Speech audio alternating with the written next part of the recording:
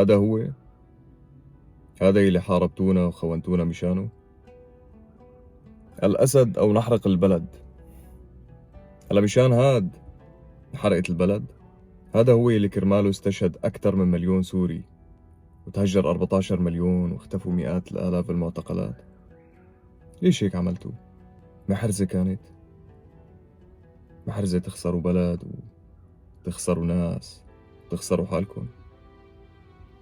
بس السؤال الأهم إنه انتو شو راح تقولوا لأولادكم؟ كيف راح تشرحوا لهم إنه يلي دافعتوا عنه ما احترم الناس اللي دافعوا عنه؟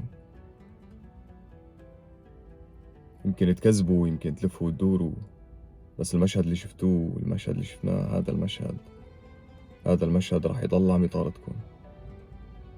تاريخ سجل.